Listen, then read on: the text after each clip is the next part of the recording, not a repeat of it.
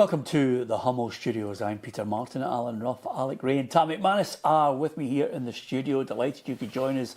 Our sponsored show is CameronsCommercials.com. If you are looking for a quality new and used van, then Camerons. Sean's your man to help you get onto CameronsCommercials.com, and Sean will help you out with whatever van you need to help you with your business. So, lots to talk about on the show on this Monday, and of course the new Scotland manager is in, Sebastian Pocognoli. I had a wee chat with him today.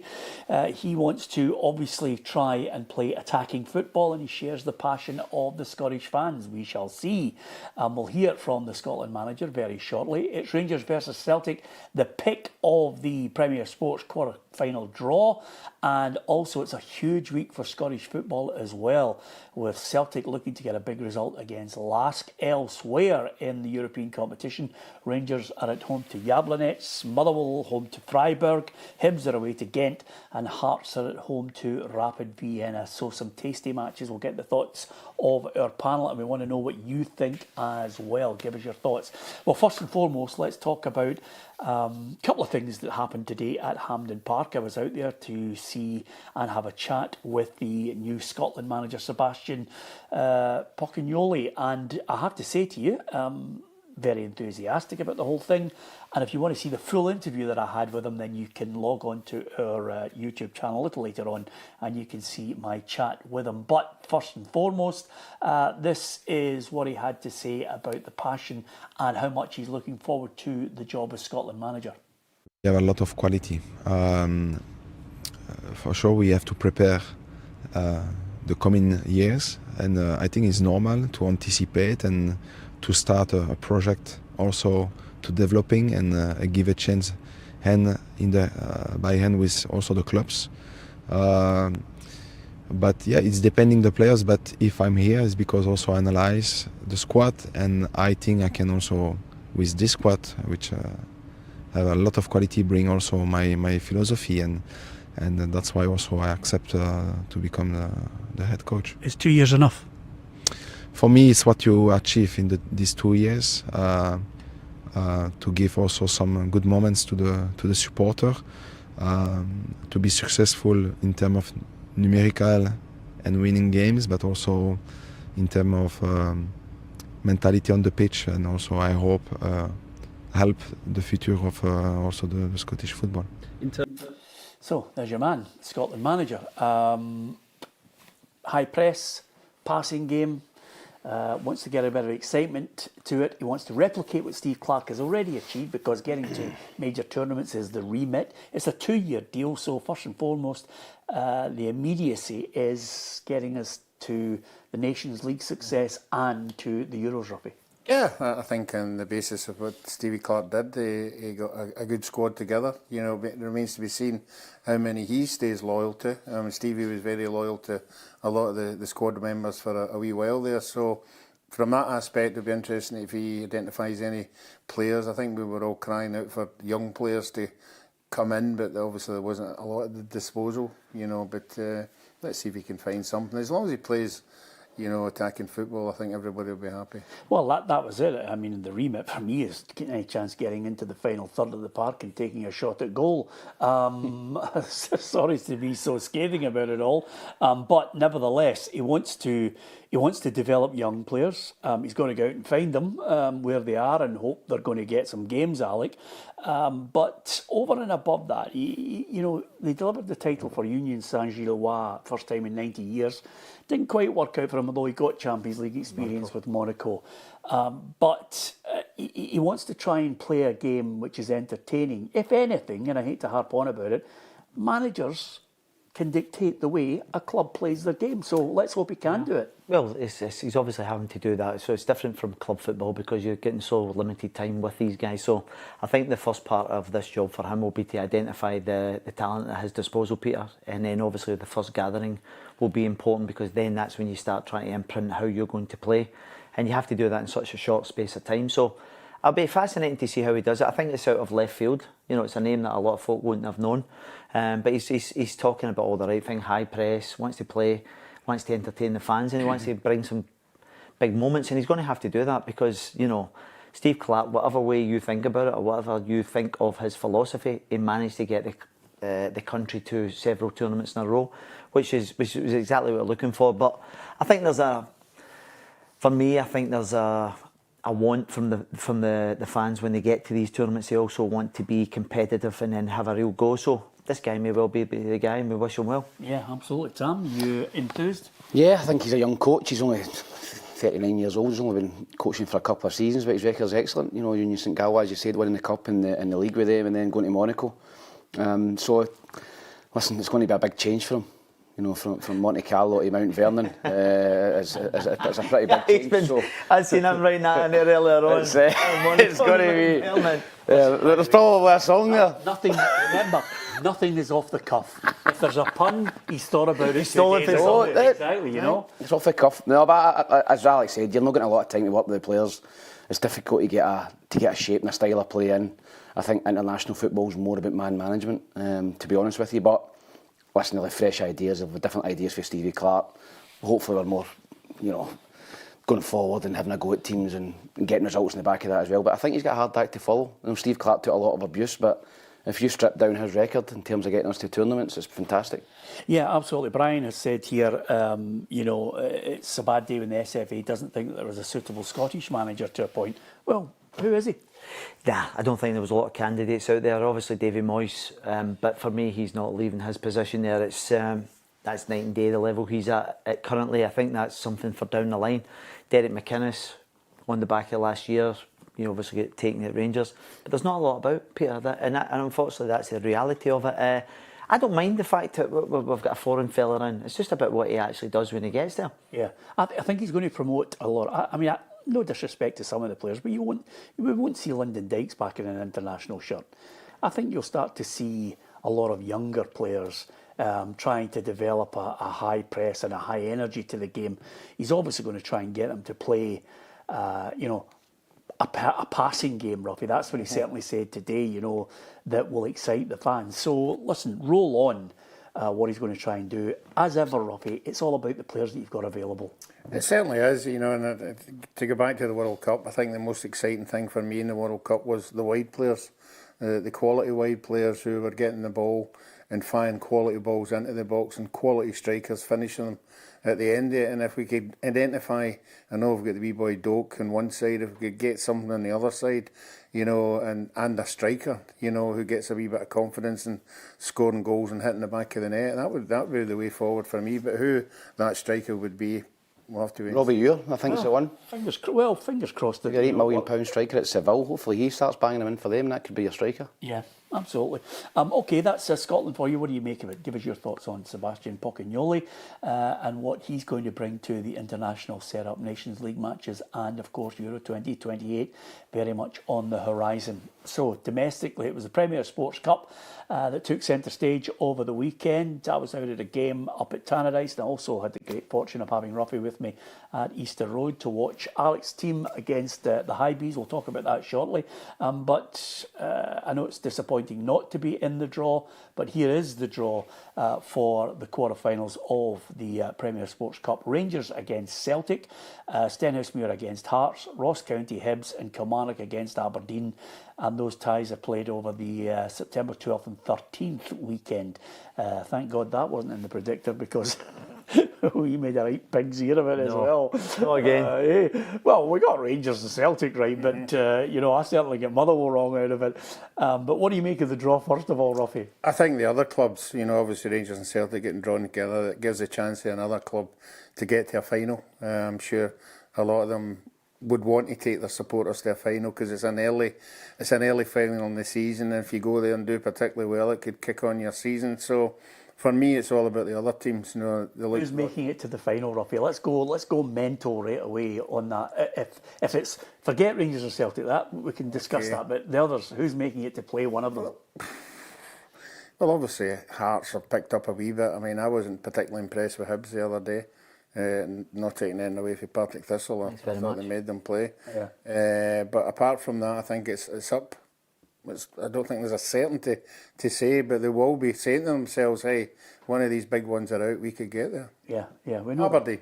Thank God for that, by the way. They're going to win it. Aberdeen. Oh, you get the final. All right. Tam, where's your money going for that? I think Hearts will beat Stenhousemuir. I think Hibs will beat Ross County. I think Kilmarnock will beat Aberdeen, and I think Celtic beat Rangers. Right, okay, I didn't expect the whole gamut of No, he's just wanting all in. I just want to know which team you're putting on to reach the final against either Celtic or Rangers. Hearts. Hearts, the Jambos. Okay. Go for the Hibs. You're going for the Hibs? Yeah. Yeah?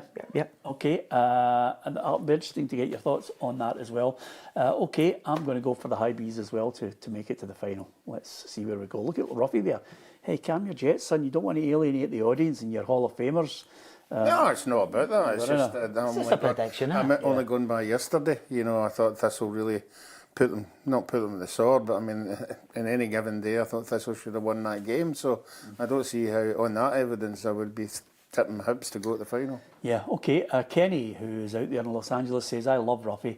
And in contrast, Mike says Tam is a muppet. So there you are. That kind of really sets the tone for, I know, sets the tone. Many burner accounts as Maggie go. For the afternoon. You don't notice something today, yesterday. Oh, was I'll it? tell you when I heard it, but if you don't notice anything about me today. You get your hair highlighted? No, do you want to say something? No, Boy, thing me in yesterday during the game.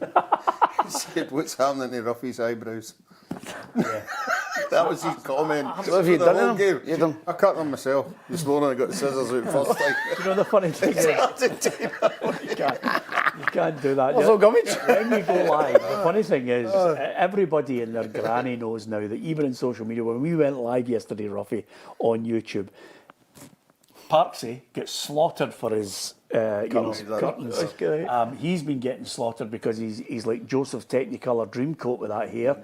And then, of course, you know, I get slaughtered normally anyway, but that's the nature of it. You've got to go beyond that, Ruffy, because as soon as they went on yesterday, everybody's going, look at the state of your eyebrows. I mean, I was waiting on eagles coming out of it. It was unbelievable. I know, I couldn't get I can't stop looking at them. I know, that's it. That's them trimmed, hey. Do you remember J.R. Ewan? Yes. Remember he used to have him turned up at the side? It was What's going on here? Malcolm Muggeridge. Oh, he's another one. Anyway, nobody can remember him, Ruffy. But nevertheless, as far as the games are concerned, we started off on Friday, Ruffy, with Killie against Ayr. Oh, if you're a goalkeeper, are you cringing? I know, but I mean... I'm not blaming the keeper. No, I'm blaming him either. At least he's saying to his teammates, look, I'm going to take the pressure off you, I'm coming for this. Yeah. And it's up to the centre-half to get out his road. You know, it was just unfortunate. I mean, it was a clean catch. Try to tell the goalie that when he goes into the dressing room. Oh, of course. He'll be gutted. Oh, he would be gutted, there's no doubt about that. But I mean, it wasn't like a out-and-out mistake. It wasn't. It was just it bumped in the ground and he got away from it. But Do you know what was great about it, Alec? Mobbed. I was there. Great. I was there. I actually thought the atmosphere on the night was tremendous. I thought Ayr were excellent for 60, 70 minutes, and it just felt as if Kilmarnock were starting to get ahead of steam. And then, in typical fashion, when I left, the goals rained in. So, but it's a big win for Neil McCann, that's for sure. He's in the next round, and he's absolutely right. That's the most important thing. Yeah, bounce back, get themselves into the next round. I do think, to his credit, I mean, they fought with it. Ayr deserve a lot of credit, but I think there are aspects of the play that Kelly looked not bad. Yeah, I think going forward they do. They're quite open. You know, they try and make the pitch big when they've got the ball, and they create a lot of opportunities. Even against Celtic, they create the opportunities. I think defensively they'd want to tighten up. I was impressed with it, as Alex said, for an hour, 70 minutes, and I thought they tired towards the end. You could see Kilmarnock getting on top, but Kilmarnock got a home draw against Aberdeen in the next round as well. So they'll be delighted, and it was a big result for Neil McCann because he went behind twice, and you're thinking, He's a back character. yeah, Neil could be under a wee bit of pressure even this early if they lose this to their rivals, but they come back and I think they deserve to win the game as well at the end. Yeah, okay. On the Saturday, I made the journey up to Tannadice. But I tell you what, the first thing that struck me, Alec, was not a lot of Dundee United fans. 2,500 there. Yeah, really poor. Yeah, I know. Listen, I don't know. I've got some mates that are Dundee United fans, and it's obviously disappointing. I think you want to kind of showcase what you can do, and you need that support as well, getting into a game against Celtic. So they'll be disappointed from that front. And I thought I thought Celtic were really clinical on the day. I thought, really clinical. One, the transition, you're going, lethal at the top end. And they obviously, I know people say there was no shots in target for Dundee United, but I don't think that told the full story. Well, they would work 5 times. Yeah, they did actually. They hit before Celtic even got a goal. They should have been 2 up. They they should have been 2-0 up. They hit the post twice. That's right, yeah. And the thing is, I think, again, I just mentioned Celtic being clinical, Peter. And I actually thought Dundee United actually carved up a couple of good opportunities, and they're the moments that matter. See, when you're playing against the top two, you know, see if you don't take it, it's almost as if you've missed, and it's almost as it energises you. See when you've got a goal, something to cling on. Yeah. And just then you can then kind of be solid and kind of go from that base. But then all of a sudden, when Celtic hit you right after it, you think it's just typical fashion, you know, and they do it time after time. Yeah, absolutely. And with that in mind, you know, obviously they get a goal from a set piece, Tam, but the second one is a controversial one. So let's cut to the chase. I don't know the rule books now, but surely that's a handball. Surely he's just palmed it into the boy's path to score. Surely they're getting an advantage for that. No, nobody knows now. And again, you're now getting to a situation where you have to literally go and think to yourself, okay, do I need to go back and look at paragraph 5, subsection 8, line 2, Has it been changed recently? Where it's been revised. That law, I mean, as he goes down, his arm's out, as he's coming down. It doesn't mean it, but it's still getting getting an an advantage. Celtic advantage. fans that are saying he was pulled down. I'm sure there are people like that, Ruffy, who, and perfectly legitimately, you know, want to highlight that part of it. The ball hits his hand, and then Duran gets the break of it and the benefit of it to put it into the back of the net. Is it a handball for you? Yeah, it's a handball, yeah. But I mean, that's why we should have Wally Collum not wait until the end of the month.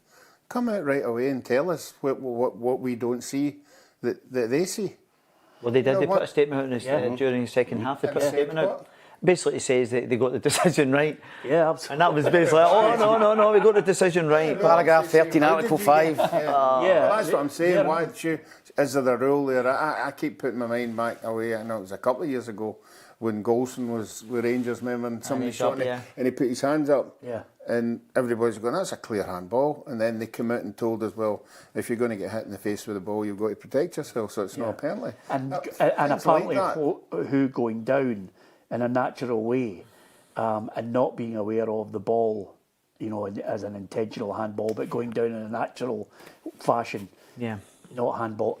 Listen, I mean, at the end of the day, if any of us offer an opinion on it now, you know, you're going to get brushed aside by the fact that somebody at the SFA who has already come out and gave you the technical explanation of why you might think it's a handball, but no. Yeah, well, I don't know what you're talking about. I find it fascinating because obviously the reference point would be a couple of weeks ago, and it was a very similar situation where someone's going up to head the ball, and then obviously it kind of goes down. It's quite unclear to me whether the Falkirk player actually hits his arm, falls to another player. And you could quite easily say, when you go to head the ball and it catches your hand on the way down, he goes, that's accidental. So that, you know, if that is a line that they're rolling out, Alec, your assistant and you're your manager, Mark. Yep. And players don't know the rules. No, Peter, the thing is, it's so muddled. And as I said to you, because there's a very similar situation 2 weeks ago, and then it doesn't, and then it goes back to the consistency. I said this last week in terms of I know I'm digressing here, but last week we were talking about the Dragojevic with not facing the ball. I says it'll present all sorts of madness in the coming weeks. Yes. At the weekend we've seen guys grappling, ripping people's tops off, no penalty. So then you're thinking to yourself, where is the consistency with this? Where are we going with it? Because it's so unclear. 1 week that's a penalty, the next week it's not. And that's exactly what happened at the weekend. So when you come out and present what they're saying is factually the rules of the game, why was it not applied 2 weeks ago? And then why was there not a statement 2 weeks ago as well to inform people? It's almost as if they're picking and choosing when they're making statements, and things depend on the size of the club.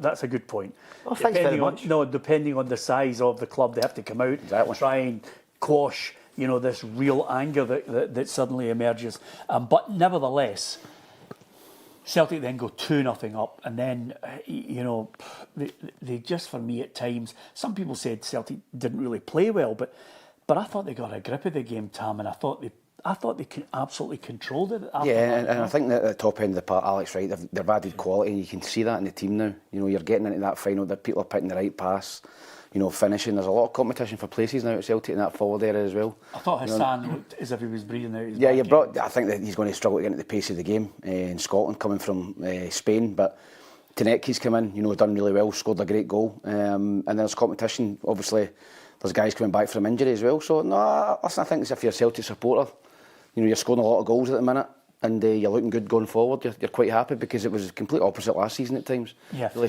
turgid going forward and struggling. Changed as well due to the start that Celtic have made and the manner in which they're winning. Absolutely, Alec. It hasn't. The board's been parked for now. Well, for now, it hasn't been. And again, I'm not being a killjoy, because I think Brian mentioned, and some other people have mentioned, my God, Peter, you've been so positive at the moment. Something up with you about your positivity around Celtic.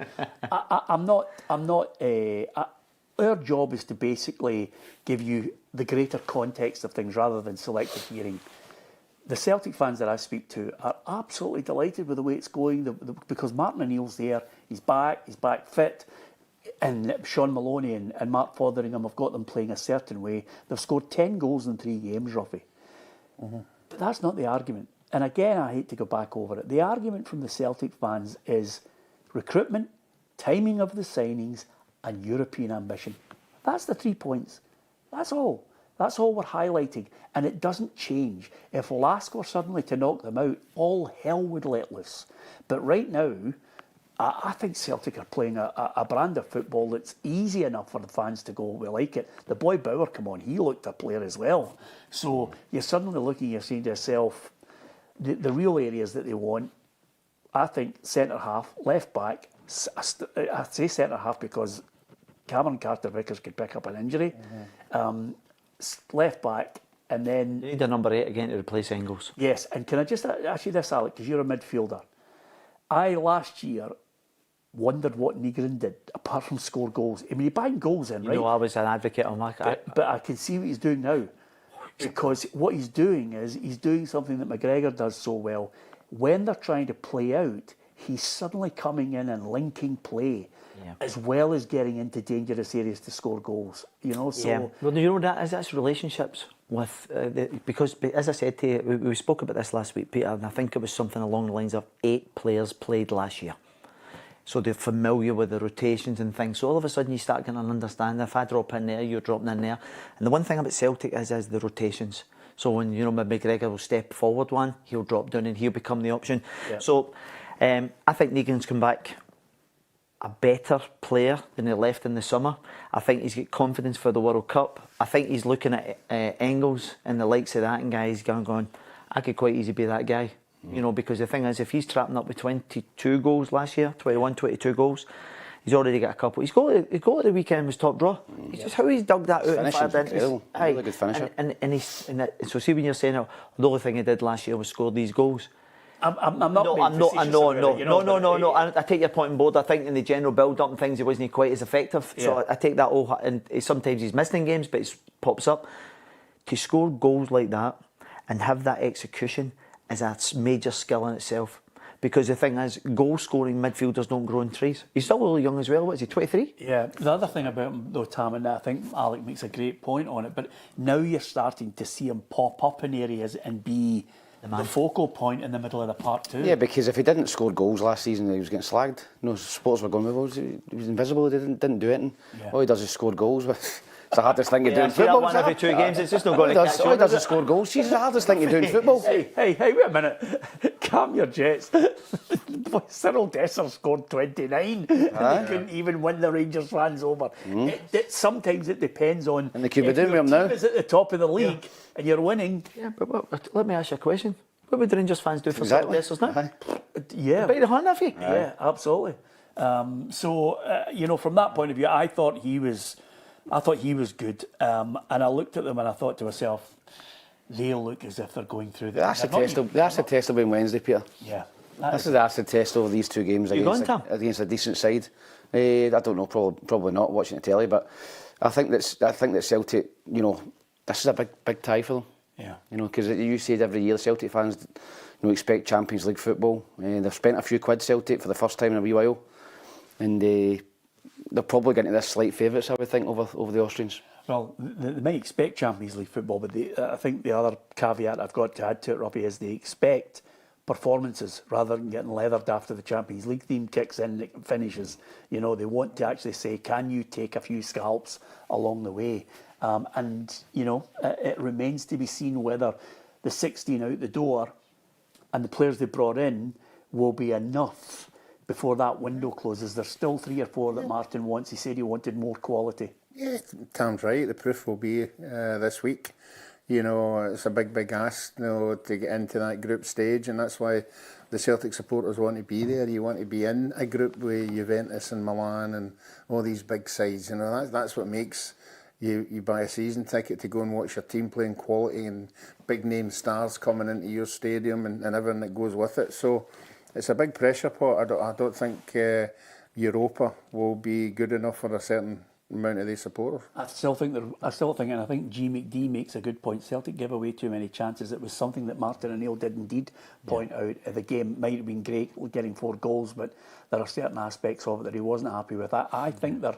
It's a fragility still there, I think. Definitely. I was watching the game, Peter, and and then obviously Jim Goodwin says that the result didn't quite reflect. And I'm thinking, you know, and another day, you get a feeling that with better finishing, they could have at least lost a couple of goals. And I think that'll be a concern, because obviously you would imagine that the Austrians are going to be more technical than the Dundee United outfit. So listen, I think it'll be fascinating, because you know how important the home form is in these games. So if Celtic get a really good comprehensive lead, I think they can go through this one. Yeah, I'm going to talk about Rangers now, because it was an emphatic 5-1 win. But just before that, I'm going to read this out, because it's very rare we get this. James Wright says, as a Celtic supporter, I love Alec Ray. He's a great contributor. I love his analysis. Top man. The reason I'm reading that out because obviously as the season goes on, there'll be more. Yeah, it switches. Yeah, no. I'm actually a decent. What was that chap's name again? Davy Farrell, 3-5-6-16. Do you know the thing is, I went, the missus away, and I went to the pub to see a couple of them. I never do it. Never. I used to do it when I played back in the day, and I thought, do you know what, I'm going to go and see the boys. And honestly, about 5 hours in, they were Big Phil, Faz, and all the boys. They're all Celtic. They were all so disappointed that Rangers never lost yesterday. I walked in, their face was dripping. That's the nature of it. But by the way, on that point, you know, we hopefully on this programme at least have a sense of balance on things, which is calm your jets. He's 4 games into it. He needs to build his side. And I'll tell you, he must have been coming off the park thinking, OK, 5-1, but what about Penrice? Yeah, no, listen, he's come back. It's interesting, because you just want some... It's very difficult to say the players who have arrived. You know, I've got pass marks, if you like, so far, and it's been a baptism of fire for these players, and it's such a big club that and you don't need to tell anyone who's not associated with it, you need to win. You need to get up and running, and the managers felt it as well. You can see it's been a tough start, but obviously that win yesterday, Penrice looks as if he's just ghosted in really nicely, gets a goal, and an assist. Yeah, but I still feel as if there's a wee bit more for him, because whoever they bring in at the moment, whether it be Rangers and Celtic, you get the feeling they'll still be playing catch up for a couple of weeks, trying to kind of find their feet. He looked fit, didn't he? Penrice looked fit and sharp. Oh, no, that's the thing. I have to be honest, we see adrenaline, it's an amazing thing. You know, it's like you just charge and keep going because you're just overawed. And he'll be feeling it today because of the lack of minutes. So I think he's a positive one. Am I being too optimistic, suggesting that Dragic might score double figures this season? Likes a shot. He's hit a few rakers. As I said to you, we played him 2 weeks ago today, and he came in, he was neat and tidy, and then the first thing you realise, you're 6'2", he's got a good kind of profile, he's mobile, quite a strong looking boy. I think he'll get physically stronger, and I was watching the game the other night when they obviously knocked out Europe, and I quite liked what I saw about this boy. I kind of seen a kind of, and I hate to see this because people go, leadership. You know, for a young boy, I think he's only 20. The captain of Partizan Belgrade. No, I know that, Tam, but what I was saying is he's digging out and he's trying to drive the team forward for someone so young. So I look at him and I've got really high hopes, and it's still early days. But what I've seen him, he had a shot when he played it right back, I think, against, was it Hibs? Did he play right back at Hibs? Yeah. And he had a rifle and it just dragged past the post. Yeah. And I thought to myself, this boy's got a wee bit about him. You know, he's willing to take on shots for the edge of the box, scores a really important goal at the weekend. And I just think that the early signs for him look encouraging. Yeah, it was a belter of a goal, Ruffy. It was, as Alex said, I thought he had a couple of shots in the last couple of games he was in, you know, that were, you went, wow, he's in an advanced position. He's prepared to take the shot on. But the difference between the Rangers games before and this one was Rangers were winning 3-1 and everybody wanted the ball. Every Rangers player wanted to be involved. They all wanted to be, you know, a part of it. They all wanted to be in there, getting an assist or a goal.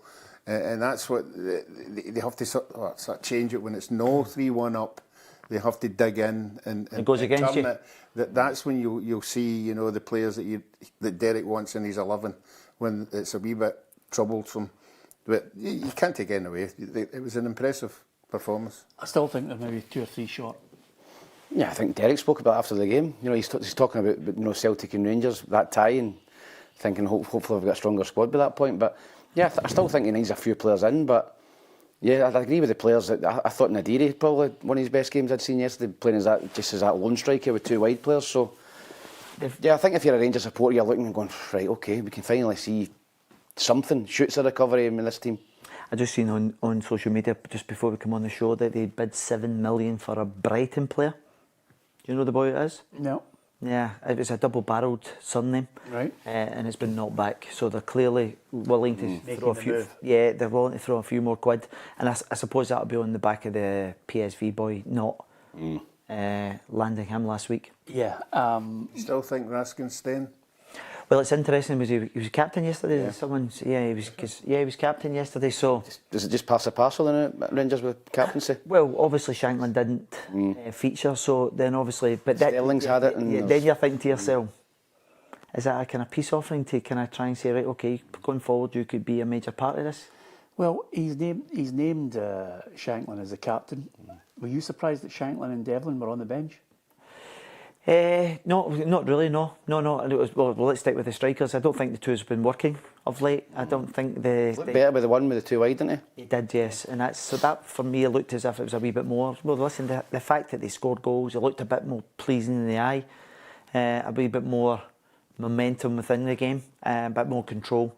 So I think that shape going forward may well be more inclined to what they're going with. In terms of Devlin, no, I'm not surprised he was on the bench. Right. Okay. Amario Cozier Duberry. Duberry, that's him, yeah. I'm Yeah. pleased you said that because it escaped me. Yeah. So there you are. But by the way, it looks as if there's a few other teams chasing him. 47 minutes ago, which is why we didn't know his name. The striker? Was it played midfielder? Winger? I would suggest off the side, I no? thought he was some loanee.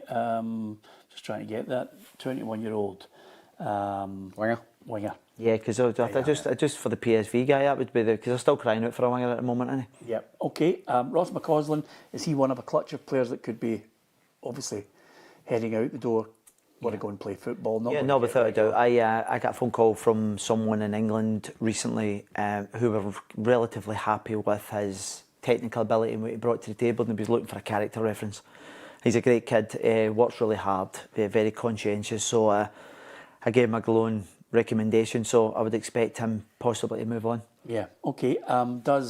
Is there enough time then for Derek to get players in, as Tam mentioned, bed them in and get ready for the double whammy? Is it a bonus? I was speaking to a journalist this morning who said what a bonus it will be for Derek McInnes getting the game against Celtic at Ibrox. Can you imagine it was a double whammy in September at Celtic Park? Yeah, no, and it's interesting because it takes me back to my first season at Rangers. We lost the first Old Firm game, and then the second one was a quarter final at Ibrox in a midweek game. And it was so important because we'd lost the first game, and it's so important to get up and running in these games, and the importance of getting momentum on the back of it, because we played Celtic about 6 or 7 days, 8 days after that, and we managed to win that as well. So it gives you a little bit of belief, gives the supporters belief, and they're massive. Yeah. But to answer your question, Ibrox is a real bonus. Yeah. Interesting one. Double whammy. What a week that's going to be, because quite simply, you know the nature. He knows the nature of it. You know, it's a double whammy. So you're sitting saying to yourself, what do you take? Do you take a semi-final place in the League Cup, or somehow sneak a draw or a win at Celtic Park? We had it last season. Because they're 5 points behind. Aye, you had it last season. You know that. And had that double header where the Celtic won both of the games, went through in the cup tie and penalties, and then beat Rangers at Parkhead. So they're huge games, and particularly if Rangers don't go through against Jablonec, then you're going in. They're knocked out of 2 tournaments already. Possibly knocked out of 3. Then Celtic going 8 points, 9 points ahead of you. It's an absolute disaster this season. But the flip side of that, if Celtic lose to LASK, They get put out with that. You know, Rangers get through against it. It's I'm sorry, do you know why Rangers could go out of 4 tournaments basically in the next 4 weeks, 5 weeks. I'm not laughing at But that's why you'll frame it. But I'm laughing at it because this, if I closed my eyes there, I could see and hear Hugh Keevins in my head. You know, because Shug's classic used to be, if they lose 3 and this one, the Old Firm game, that's them finished. And 2 weeks into the season. The whole thing done and dusted, and you were sitting there. If you were a Rangers fan, you're thinking, why should I bother turning up? If you're a Celtic fan, similarly so. Bonkers, but nevertheless. That's the beauty of it all. That's the thing. You talk about the scrutiny. Could you know that the Rangers fans are thinking that? You know, they'll be thinking, if we get that cup and we lose that, it's curtains. So that's 2 out of the 3 gone right away. Yeah. And that's what they'll be thinking. It's just a natural instinct, and that's the beauty of these games. So soon, the League Cup tends to kick in. Normally you get another month before the, you know, getting towards the kind of semi-final. However, it's came to the quarter-final this time, and it's pressure's on right away. Yeah, absolutely. Would you take a League Cup defeat? I knew you were going to throw that in, man. Honestly, what would I take? I would sacrifice the League Cup to reduce the league. Yeah. Because I think you would gather momentum going away, and the belief that, you know, because Parkhead's a hard place to win. Have you won at Parkhead? Aye. Yeah, many times. Once, I think. Yeah. Yeah, that was, I think, what was his name? Oh, the left back. Oh, no, it was the French boy. Mendes, no? No. It was Nacho Novo scored with the dink, and then it was, God, what's his name? Yeah. The left back for Liverpool. Still pals. Vignal. Gregory Vignal. Yeah, me, I was like that. Yeah. He invited me to Paris 16 years ago. Yeah, not as much.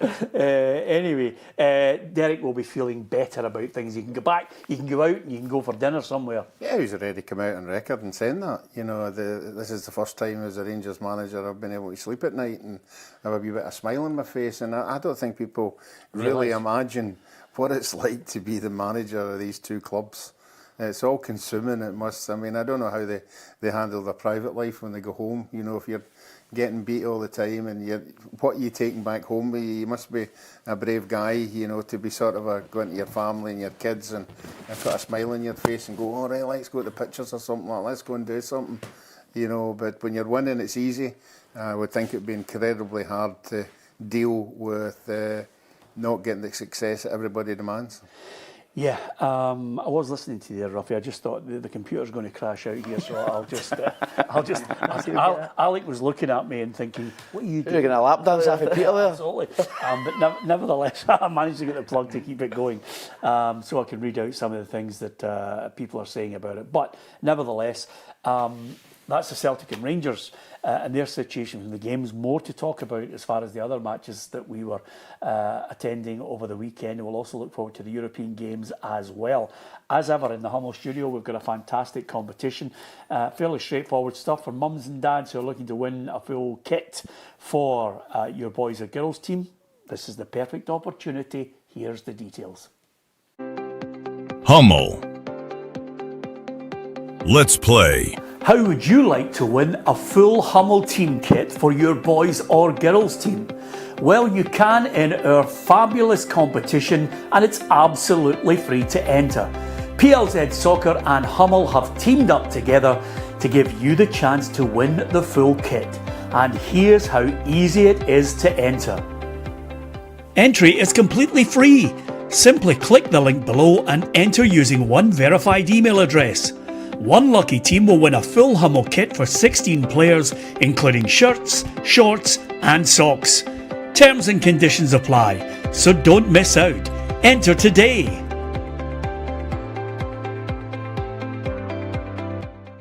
I think it's a great competition. Good luck if you want. It's absolutely free to enter, so good luck with that. Predictor will be back next week with the Scottish Premiership's return, but predicting... How do you go at the weekend? Well, I thought Dundee would take Aberdeen. I got that woefully wrong, Tam. What about yourself? I think most of them, bar. I don't think anybody predicted Stennis Muir to beat Motherwell. Yeah. No. But Didn't really get the Rangers one correct, did you? what happened with the Rangers one? Did I say there was going to be a big upset and Rangers would win? Yeah. I don't know, I can't remember. I think I said that. By the way, brilliant. Well deflected. Yeah, absolutely. Can I just say something to you? What about the new boy for Aberdeen pops up with a goal, and over and above that, Nisbet, he's firing, isn't he? Yeah, but I think Kevin's always been that kind of striker. He's very streaky. He started the season really strongly, scoring goals, captaincy. I think we'll give him a huge boost as well. And again, so early in the season, after a really disappointing display last week, questions getting asked already of Stephen Robinson about Aberdeen. And so again, it's a big result from Dundee. Have been going well. Elvis has been getting a lot of praise for his performances, but it's a wonderful result for Aberdeen, and they got a decent draw in the next round as well. So I think that will just quieten a wee bit of the noise up at Aberdeen with Stephen Robinson. I was just looking there. I was looking and studying some of the players that obviously are getting hoofed out the door, Ruffy, that are not part of Stephen Robinson's plans. Do you think it's maybe time for somebody like Nicky Devlin to look elsewhere, because he's suddenly looking at Chris Cadden in that right back role, and he was good last year. Yeah, I thought the reason that Nicky Devlin was brought in when he was brought in was they needed a bit of dig. They needed somebody, a leader on the park, and he did that. He gives you 100% in tackles and getting forward and everything. But obviously, the new manager coming in, he'll have his own ideas of what kind of players that he wants. So it was very, very evident that the first thing he did when he got there, he says this dressing room's got to change. He needs certain players in there who are going to influence not only on the park but in the dressing room and the day-to-day. And I think Nicky Devlin would do that.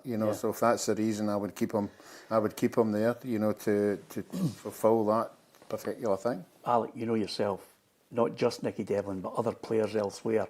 Once you know that you're not going to feature regularly, you want to be playing football. And the Celtics and the Rangers of the world. You talked about McCausland there. For me, Dane Murray came on the other day there at Tannadice, and I'm saying to myself, how much game time is he going to get?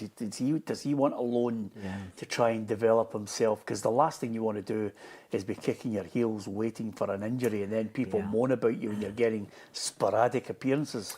Yeah, I think there's a balance to this, Peter. I would suggest, so you obviously mentioned Devlin, and then you mentioned this young lad at Celtic, and the argument for me would be that obviously they've got three. So you've had Alistair Johnson, you had Ralston, and then this Donovan.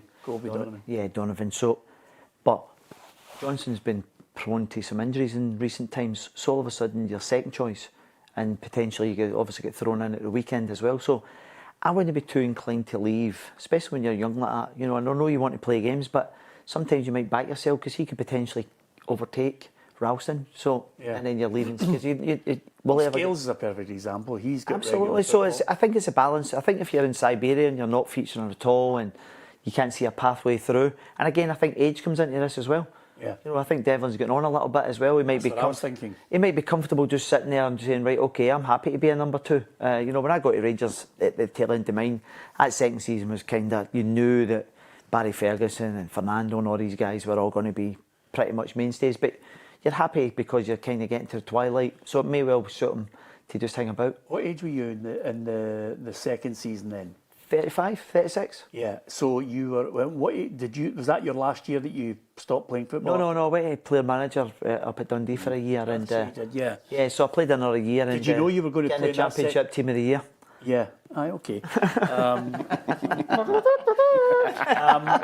You're the only one who's going to blow it. Second season at Rangers, did somebody say to you, look, you're not going to play as much? Not at all. No. How many did you play? Or be lucky to be 10, 12 games. Right? Well, the thing is, I ended up booting Big Bob's the sole of his foot and broke my big toe. I was out for 2 months, and it was just the body was packing in a little bit as well. No, it's good to get an insight and a mindset from you guys when you know it's up. That didn't really affect Ruffy because you got to 39 and you were still you'd never. I just didn't want to stop playing. Yeah, I didn't really bother me what level I was at.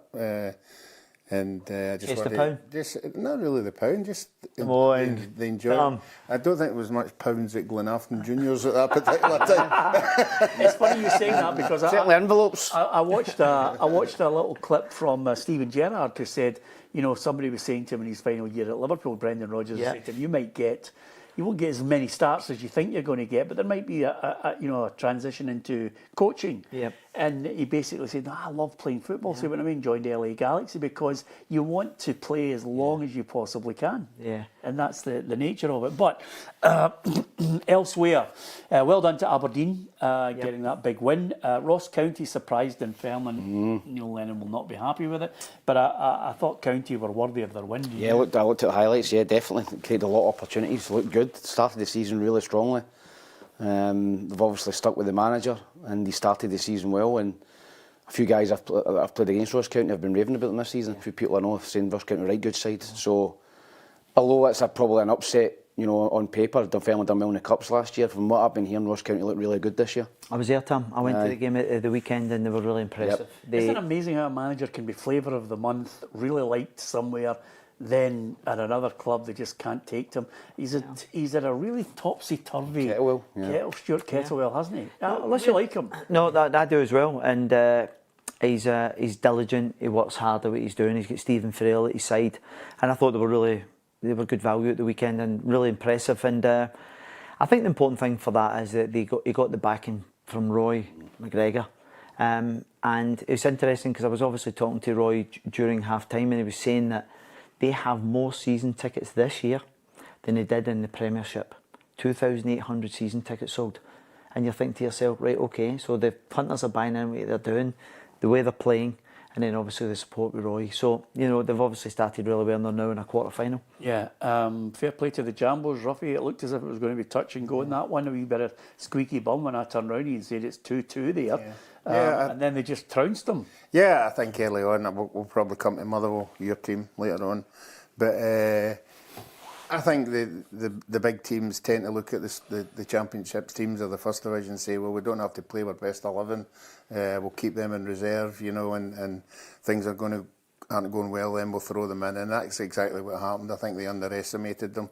And then obviously they sent on their better players and they turned the game for them, you know. But it was a good win in the end, but very nervy early on. Yeah, absolutely. But Miller got a couple, Mato, the boy Bogrevic. I'm sure there's a better pronunciation of it. No, it's perfect. It's as good as it gets. So they've bounced back, but boy, they've got a tough one, I think, midweek in the Yeah, they have. I think it was Rapid Vienna who won 8-0 yesterday.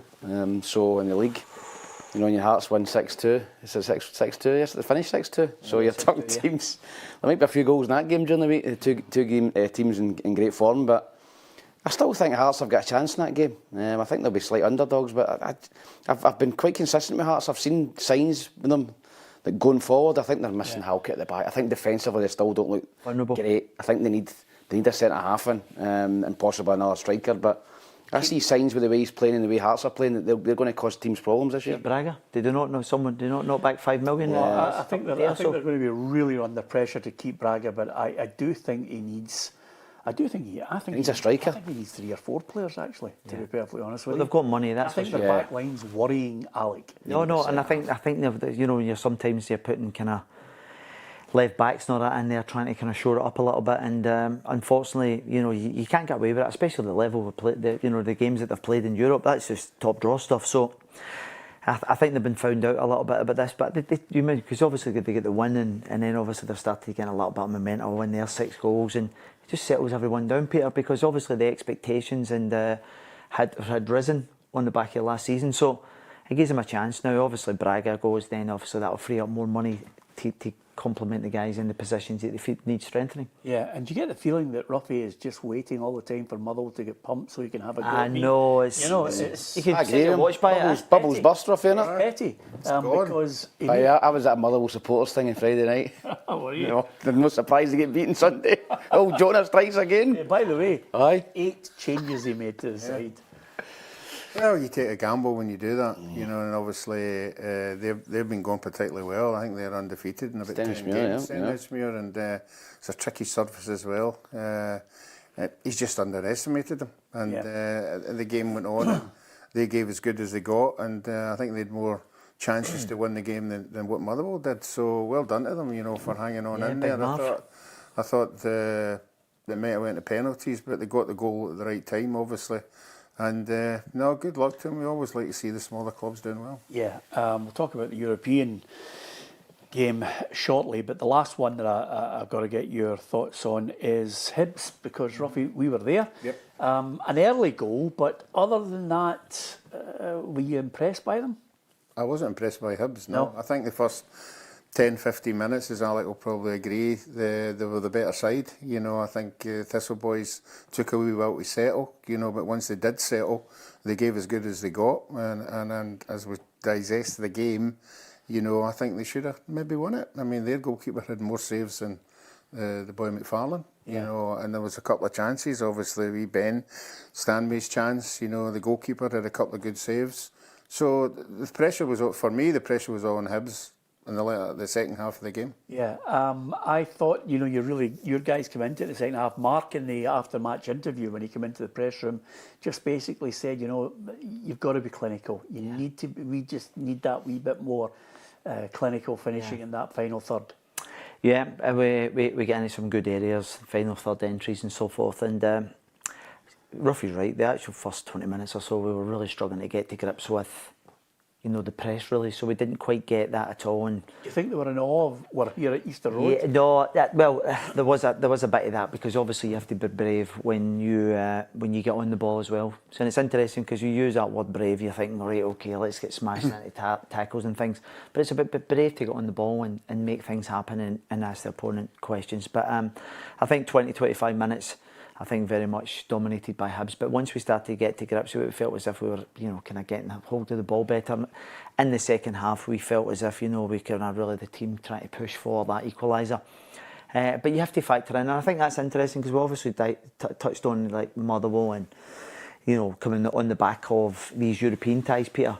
And if I was in that situation as well, you would rotate your squad. You know, they've got bigger squads than what we have, and you know, and that's the reason why they're there, because you're trying to kind of bring a freshness to the game. Yesterday, I think did Hibs make 5 changes from the something like that. So they're always making these changes. So we just felt in the second half we could have, you know, but as I said, been a wee bit better with that final ball, that killer pass, or so. And then obviously we get the penalty. Then it obviously gets turned round. You're not happy with it, are you? No, it's hard to take, man. It's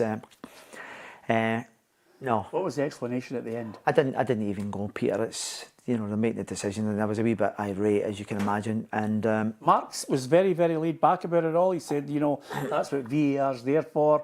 I'm not going to make a song and dance about it. He said, you know, we've got to accept it. He didn't have a good look at it though. No. I think someone showed him on his phone. Some media. Nokia 6210 showed it on. I think it was all Hugh Keevins was in the tunnel with the knock. But so you've seen it on that. But you're actually taking the main stand camera.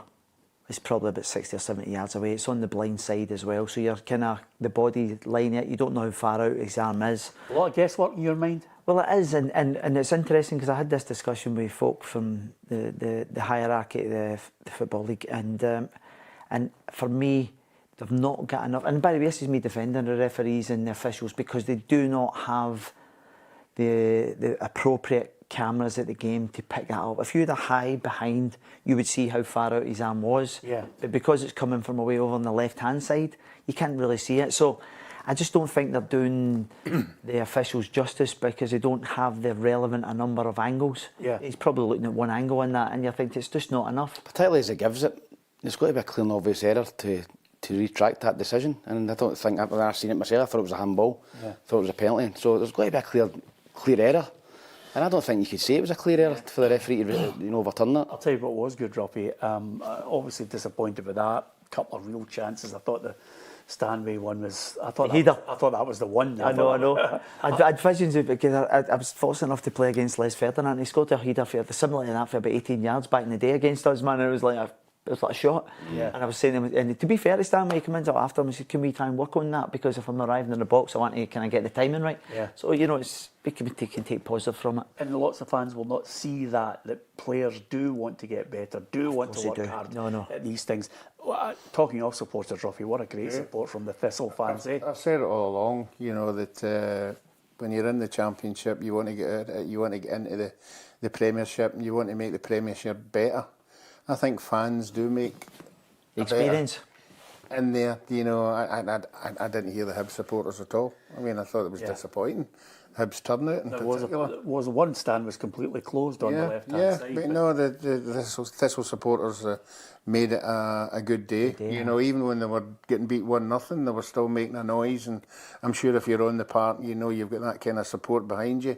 It encourages you, and particularly shooting into where they were in the second half, where again the players are re-lifting, going, look, they really want us. And I thought Thistle really deserved extra time at least. Yeah, okay, it's difficult to call because there's 4 teams, and I in the conference, and Celtic in the Champions League qualifier. I really think we need to have, you know, something to look forward to going into the winter. Desperately want all 5 to get there. Are you sticking with your Motherwell to beat Freiburg prediction after they get beat off at Stenhousemuir? They'll make 8 changes again, and then they'll come the really top draw players. You know, calm your jets. Freiburg, tough game, Peter. Yeah, Europa League finalists last year. They're going to lose, but nevertheless, well, see if they could get a 1-0 by the way. I'd come in here and I would give them pelters. Is that right? You see, pessimistic? These 2 are anti-Motherwell. You know, No, not at all. They wouldn't be walking down the main street. Not at all. Motherwell. No. You I know, like Motherwell every way they play. yeah, They're going to be outclassed with a good side, I think. I think you're right. Listen, Ghent against Hibernian, Ruffy. Did remind me who in Belgium, who were you, Big Alex? Genk. Genk. It's about an hour for there. It's a letter out. Yeah. So Surprise, Ruffy. But by the way, this is It's the same team, Ruffy, it's fine. This is a really nice setup here. They've got a lovely little stadium, modern stadium. The Hibs fans, and I kind of get the Hibs fans, the fan base yesterday, kind of saving their cash. A lot of them would be travelling over to that. And it'll be a brilliant occasion because it's a brilliant wee arena. Unfortunately, Hibs are only getting 987 tickets because my mates are going over and they're already on to me for about tickets. So they're only getting They sold out, Tam? 987, yeah. Or there'll be a couple of thousand travelling over, I think, Hibs supporters to Belgium. yeah, if they can keep that whole tie alive, I think that'll I think be they great. need even a narrow defeat, even a 1-0 or 2-1. But Hibs need to start playing better. Peter, I keep saying it every week. They're getting away with it now. I think Chiver's head's gone. Do you not? I think we rested them yesterday, Rested but yesterday, yeah. they need to up their levels massively to get through this tie. Yeah. Okay. You don't fancy them, No, I don't. Ruffy? Sadly. No. No. I'm going for them to go through. Yeah. Yeah. Okay. Interesting stuff from you, Motherwell, Freiburg, Ruffy. I'm just going by the expert. No Well, chance. I've got. I'm not an expert, I've got 5 games on offer this week, and I'm saying to myself, am I going to? Which one am I going to go to? Of them all, Rangers, Jablonec, Hearts, Rapid Vienna, Motherwell, Freiburg, Ghent, Hibernian. Oh, I can't go to Celtic last. I'd take a guess. You bit You more. still get the old Year 4. Year 4. Take the chance. You get Balaclava up there. We'll sit. Listen, we'll sit in. Sooner or later, somebody's going. I can get you a ticket. You want a ticket? No. Anyway, I think it's funny actually. I went up to Tannadice and there's Celtic fans coming down and all that. He's still barred. Can you come here? I'm like, yeah, I can come here. I can go to away games. You know. You've got to sneak in. You think so? You've got to get the old disguise on. No. It's listen. We'll be back when the time is right. You know, when obviously. We tash and all that. Pedro Martinez, we Spanish. We tash the hat and all that. I don't want to make a song and dance about it, but nevertheless, Celtic I think will beat LASK. Ruffy. Oh, well, They get through the tie. Yes. Yes, I'm going to say Celtic are going to go through. We'll need to beat them in the home tie. Tight, but I think they'll go through. And I think, you know, there's not going to be I don't see 2 wild card signings coming in because I don't think it matters to Martin right now on that. He wants them before the window closes on September 3rd. 2.5 weeks. That's when the window closes. So September 3rd, I think he needs another 3 to 4 that he wants quality in the building. And then he'll ship out a few. But 3 to 4 quality, and I think Martin O'Neill will be happy with what he said. But I think they'll beat LASK. What about you? yeah, I think they'll beat them as well. Yeah. Alec? I think they'll win this tie. I'm not sure over the 2. Right. So I'm the same. All I think I win 2-1 narrow. Motherwell to win 1-0, Ruffy. But I think they're going to get cuffed. I don't think they'll get cuffed. Nah. I think they'll get cuffed. I think they could get a draw at it. What an atmosphere it's going to be at Fir Park. Okay. I'm going to go. That's a surprise. May as well. Can't go anywhere else. Do you know what I mean? Yeah, it'll be a great atmosphere. Yeah. What are you going? I think if they can get a draw on the night, I think it could be That would be a result for them. Have you seen them this season, Alec? With Motherwell? Yeah. Yeah, I've seen them, yeah, of course. In the flesh? Yeah, no, I've seen them, yeah. They're a joy to watch. No, absolutely. Last week was fantastic. Do you know, I kind of think, was it... I'm trying to think what game it was. Yeah. But impressive. No, Yeah. I'd better to see them. I actually seen them play because I'm thinking to myself, I'm really fascinated to see how they go about this with the new manager. Yeah. And they were identical. The two dropped down, played the box, and Very good. yeah, excellent. They were excellent. Trying to think. 3-0 Freiburg. 3-0 Freiburg, there you I are. have to be honest with you. Playing the European Europa League finalists for last year. Okay, we get it. What's the aggregate then? Eh? 6-1. You've got to get a goal. Okay. By the way, you over your bad day that you had on Friday? Aye, I'm fine now. Aye. Hearts Rapid Vienna, Ruffy, I think this could be a draw. I have got no confidence in Hearts' back line. I'm going to go Hearts to win that one, 2-1. Yeah? Those goals in this. Yeah, I will go. I actually can see They've Hearts just won losing. it. They've just won 8-0 yesterday. Yeah, I'm going to go 3-1 to Rapid. Yeah, I'll go 2-1 Rapid. 'Cause Aye, I can't 3-1 see Rapid as Hearts well. winning. The back line's too exposed Yeah. for me. The goals now. This is not a test. Goals. This is a test. I think they're going to lose. Yeah. Okay, Rangers Jablonec. Oh, 1-0 Rangers. 2-1 Jablonec. 2-1 Jablonec. 2-0 Rangers. Hey, Yeah. the nigga Big Fernandez woke up for us. Aye. Yeah. I'm going to go 2-1 Rangers, but tight, painful. Very casual, isn't he, at times? It's just he feels as if he has more time than he actually And his has. pace, he thinks He thinks he can get him out, and he also he has a habit of kind of tackling. When you think I just sweep away, you're right. He's kind of going to cross people. Yeah. And I always feel as if he's susceptible to give away penalties, similar to yesterday. Yeah. Okay. Interesting times ahead. Fingers crossed. Things are looking good for at least 3 or 4 of the sides. We need that coefficient up. It'd be great if all 5 of them could do Is it 3 or something. 4 after all the predictions? Eh? I'm saying it would be It's great. a hope. It's a hope it kills It's a you. hope that kills you, Ruffy, to be honest with you. But if we're hanging about with Tam, there's no point in anybody getting a I think you might struggle to get one through. Yeah, okay. Let's see how it all goes.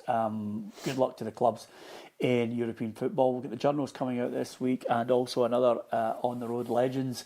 Lots of competitions for you. If you want to get involved in the Hummel competition, by all means do so. We'd love for you to get involved and get a full squad kit for your boys or girls team. You can go onto the website and you can access it. Absolutely free competition. And let's not forget the Predictor as well. You can see it on our feed. Get on the Predictor. Weekly and monthly prizes on offer, and they're on their way in the mail for anybody who's been named already.